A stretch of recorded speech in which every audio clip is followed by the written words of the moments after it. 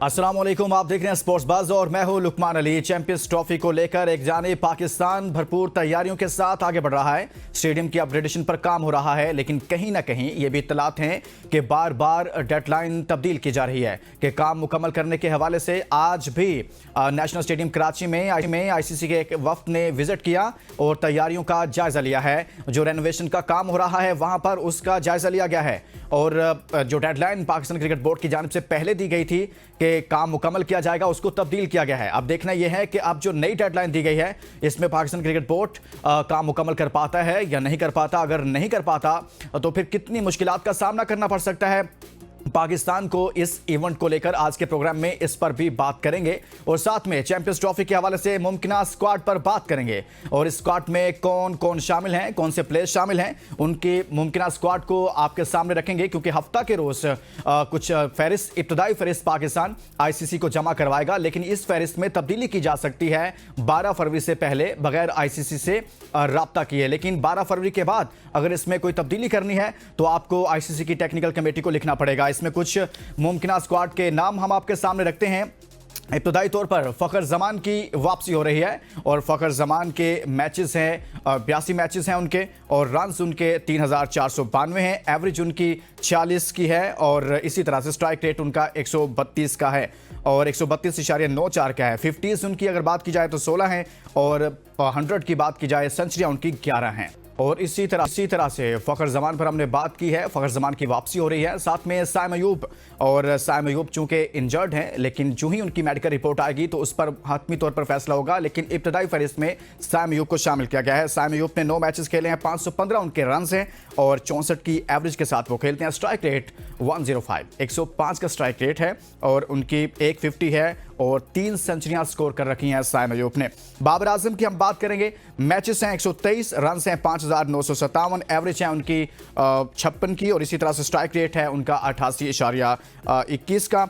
अगर बात की जाए 50s की तो 34 उनकी जानिब से 50 हैं और 19 बार उन्होंने सेंचुरी स्कोर की है। मोहम्मद रिजवान कैप्टन की बात करेंगे और मैचेस उनके हैं 83, रन्स उनके हैं 2352 और एवरेज है उनकी 41.26 की और स्ट्राइक रेट है 88 का और इसी तरह से 15 50 हैं और 100 उनकी जानिब से 3 बार सेंचुरी स्कोर की गई है। सलमान अली आगा की बात करेंगे।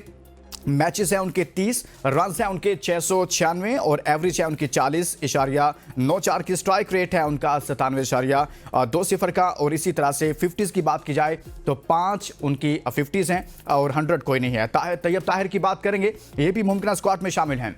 मैचेस हैं इनके 3, रन हैं इनके 57 और एवरेज है इनकी 57 की। स्ट्राइक रेट है 142 का और इसी तरह से हम बात करेंगे मुमकिन स्क्वाड में कामरान गुलाम की। तो कामरान गुलाम के मैचेस हैं 10, रन हैं 192, एवरेज है 32 की और स्ट्राइक रेट कामरान गुलाम का है 106.66 का और इसी तरह से 150 है और 1 सेंचुरी स्कोर कर रखी है कामरान गुलाम ने। इसी तरह से अब्दुल्ला शफीक की बात करें तो मैचेस हैं उनके 21, रन हैं उनकी जानिब से 612 और एवरेज है उनकी 32 की और स्ट्राइक रेट है 81.92 का और 650 स्कोर की है और 100 उनकी जानिब से सिर्फ 1 है। और इसी तरह से शाहीन शाह अफरीदी, मैचेस हैं उनके 59, विकेट्स हैं 119, एवरेज है 23.24 की, इकॉनमी है 5.49 की। नसीम शाह यानी कि बॉलर्स की बात कर रहे हैं, मैचेस हैं 20, विकेट्स उनकी जानिब से हैं ODI में 42 और एवरेज है उनकी 20, इकॉनमी है 5.08। उनकी परफॉर्मेंस पर काफ़ी ज़्यादा सवालात भी उठ रहे हैं।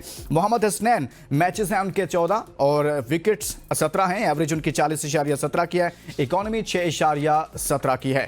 हारिस रऊफ भी शामिल हैं, मैचेस हैं उनके 45 और विकेट्स 82, एवरेज 25.76 की, इकॉनमी 5.82 की है। अबरार अहमद ने 4 मैचेस खेले हैं और इनमें 10 विकेटें हासिल की हैं। जबरदस्त परफॉर्मेंस है, एवरेज उनकी 15.80 की है और इसी तरह से इकॉनमी है 4.38 की। सुफियान मुकीम की जानिब से मैच सिर्फ 1 खेला गया है, 4 विकेटें हासिल कर रखी हैं, एवरेज उनकी 13 की है, इकॉनमी उनकी 6.5 की है। अब्बास अफरीदी भी इस स्क्वाड का हिस्सा, मुमकिन स्क्वाड का हिस्सा हैं और अभी तक उन्होंने कोई मैच नहीं खेला। और इत्तलात ये भी हैं कि अब्बास को रिजर्व में भी भेजा जा सकता है। और रिजर्व में अभी तक जो नाम सामने आ रहे हैं उनमें शादाब खान और इमामुल हक का नाम भी सामने आ रहा है। लेकिन कहीं ना कहीं इरफान नियाजी की भी बात हो रही है कि इरफान नियाजी को स्क्वाड में रखा जाए और तैयब ताहिर को ड्रॉप कर दिया जाए। चैंपियंस ट्रॉफी के मुमकिन स्क्वाड पर बात करेंगे, वो स्क्वाड जो हमने आपके सामने रखा है कि कौन कौन से प्लेयर्स शामिल हैं, कौन से बॉलर्स शामिल हैं और कौन है जिनको रिजर्व में रखा जा रहा है। और पीसीबी इस हवाले से हफ्ता के रोज़ कुछ इब्तदाई फहरिस्त आईसीसी को जमा करवाएगा, लेकिन ये ऐसी फहरिस्त नहीं है जो हतमी होगी। इसमें तब्दीलियां की जा सकती हैं 12 फरवरी से पहले तक, लेकिन उसके बाद अगर आपने तब्दीली करनी है आईसीसी ने तो और पीसीबी ने, तो उसके लिए आपको आईसीसी की टेक्निकल कमेटी को लिखना पड़ेगा। हमारे साथ मौजूद हैं स्पोर्ट्स जर्नलिस्ट इमरान सदीक साहब। बहुत शुक्रिया इमरान साहब, आपने हमारे लिए वक्त निकाला।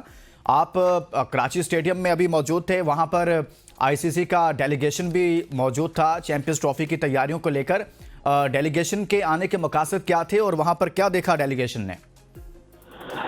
बिल्कुल देखिए, एक आईसीसी, क्योंकि अब चैंपियंस ट्रॉफी काफी करीब है, तो आईसीसी का ये कोई चौथा पांचवा विजिट है नेशनल स्टेडियम कराची का। 6 रुकनी वक्त था जिसमें ब्रॉडकास्टर्स थे, उनके जो क्रिकेटिंग ऑपरेशन की टीमें हैं वो थी और लॉजिस्टिक की टीम थी।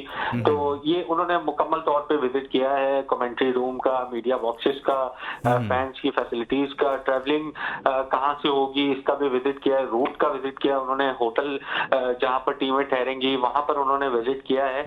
तो एक कॉम्प्रिहेंसिव एक विजिट था। जो नई बिल्डिंग नेशनल स्टेडियम कराची में बन रही है उसके तमाम फ्लोर्स का जिक्र किया, जिसके पहले फ्लोर पर जो है वो प्लेयर्स ड्रेसिंग रूम होगा, दूसरे पर हॉस्पिटैलिटी बॉक्सेस होंगे।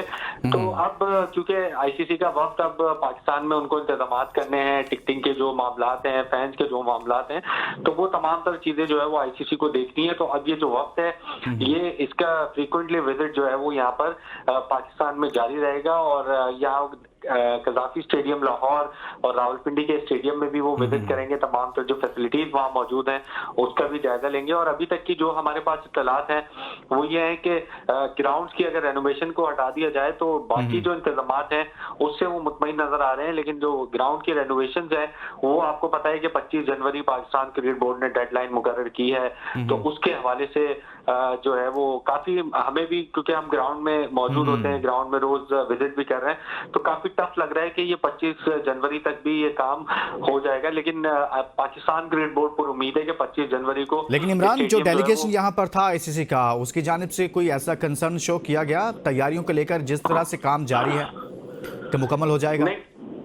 नहीं, कंसर्न तो शो नहीं किया गया, क्योंकि पाकिस्तान क्रिकेट बोर्ड के जो डायरेक्टर इंटरनेशनल उस्मान वाला वो उनको ब्रीफ कर रहे थे, तमाम तर उन्होंने तैयारियों के हवाले से उनको ब्रीफ किया और कंसर्न उन्होंने शो नहीं किया। लेकिन पाकिस्तान क्रिकेट बोर्ड ने, जैसे मैंने पहले बताया कि 25 जनवरी ये डेडलाइन मुकर्रर की है, तो 25 जनवरी तक भी ये काम अगर मुकम्मल नहीं होता तो फिर ये एक कंसर्निंग बात सिर्फ आईसीसी के लिए नहीं होगी, ये फिर पाकिस्तान के लिए भी होगी। क्योंकि हमने पहले 15 दिसंबर डेडलाइन मुकर्रर की थी, अगस्त में आपको पता है कि नेशनल स्टेडियम कराची में यहाँ काम शुरू हुआ था, 15 दिसंबर उसकी डेडलाइन थी, फिर उसको एक्सटेंड करके 31 दिसंबर कर दिया गया था, अब उसको एक्सटेंड करके 25 जनवरी किया गया है। तो अगर अब भी थर्ड अटेम्प्ट पे ये डेडलाइन मीट नहीं होती तो फिर ये आईसीसी के लिए भी कंसर्निंग होगा, पाकिस्तान क्रिकेट बोर्ड के लिए भी कंसर्निंग होगा और ये हमारे लिए इसलिए भी नुकसानदेह होगा कि अगर आगे जाके नेक्स्ट साइकिल में हमने किसी इवेंट की बिड करनी है तो उसके लिए भी आईसीसी फिर ये तमाम तरह चीजें जो है वो नोट करेगा। गुफ्तगू का सिलसिला जारी है, लेकिन यहाँ शामिल करेंगे एक ब्रेक। Stay with us.